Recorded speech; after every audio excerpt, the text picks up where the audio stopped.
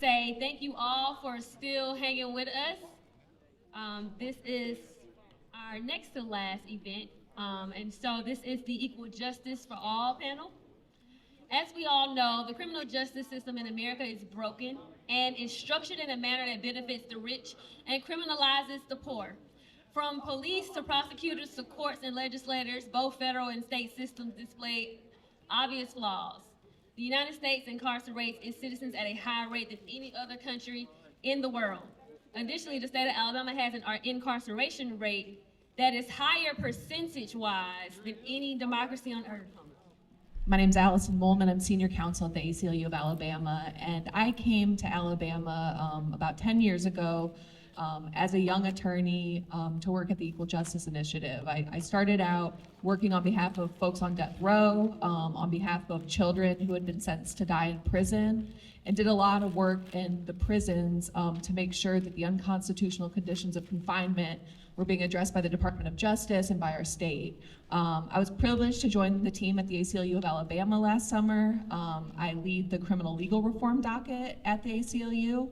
And so we're committed to doing work to reform our criminal justice system in the state of Alabama through an integrated advocacy approach with policy, with organizing, and with direct services for incarcerated people and formerly incarcerated people.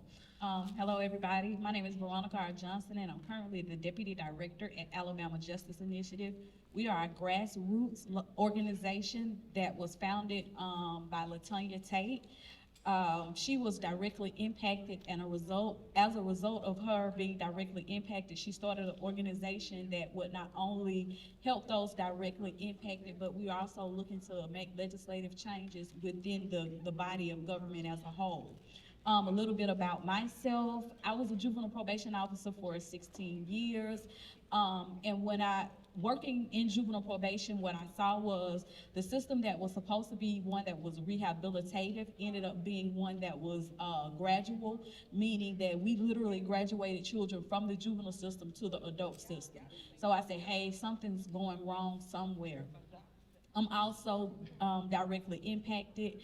My uncle is currently doing 60 years in the Texas Department of Corrections. So it's a lot of things that has brought me to this particular space, including being directly impacted. My name is Frederick Spite. I'm the policy director at Alabama Appleseed. I'm also an attorney.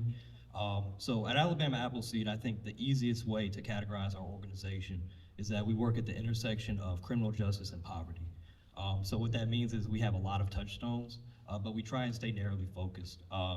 We have a research arm that, just again, digs into an issue, right? We hear about something from someone and we'll research and see how endemic it is throughout the state.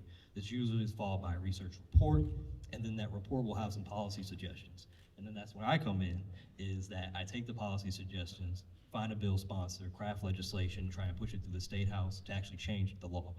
For the good of all Alabamians, but particularly the low-income folks. What's the latest update on ACLU's Alabama's fights against the state unconstitutional prison system, and what related actions are you currently mobilizing communities around? Over the last several years, we've been successful in making sure that funds from our state budget are not being used to build these new prisons. They've been creative in finding ways to get around this. We get a win and then they come back and find a new way to use funds. But we're committed to doing whatever we can to stop this new construction, because we want that money to go to schools. We want that money to go to expanding Medicaid, to giving our hospitals and our rural communities the resources they need. Because dedicating more money to corrections hasn't solved anything in our state. It hasn't improved public safety. It hasn't made our communities more full, more safe. And so what we're trying to do is to make the state realize that we can do more for people than putting people in prison and pushing a school to prison pipeline like Veronica's talking about with her work.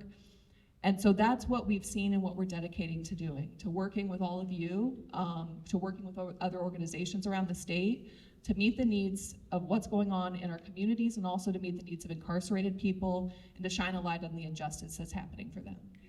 Veronica, AJI is doing some great work across the state when it comes to empowering justice-impacted individuals and their loved ones to lead criminal justice reform efforts. Can you tell us more about that and why it's important and how you're hoping to expand this work in the future?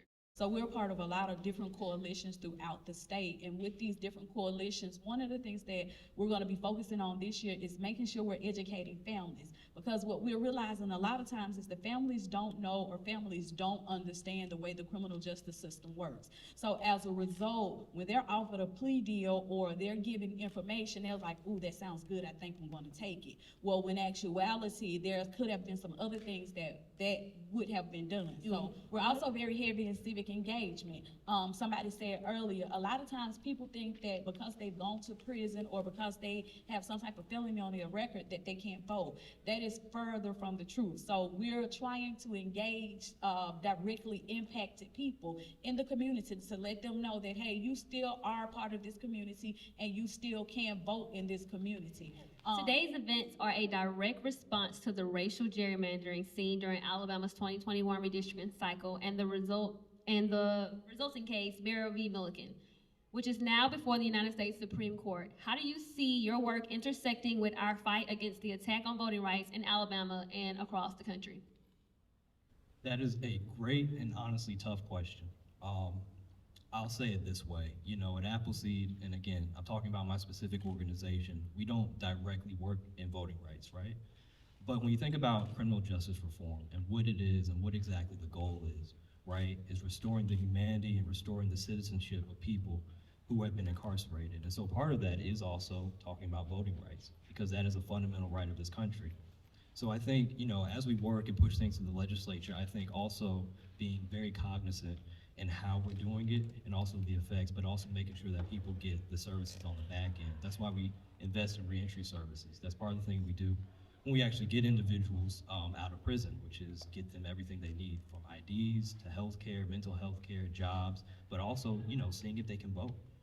Unfortunately, some people aren't eligible to vote, but, you know, to both Allison and Veronica's point, many people, and I learned this at Legal Services, many people actually still have the right to vote.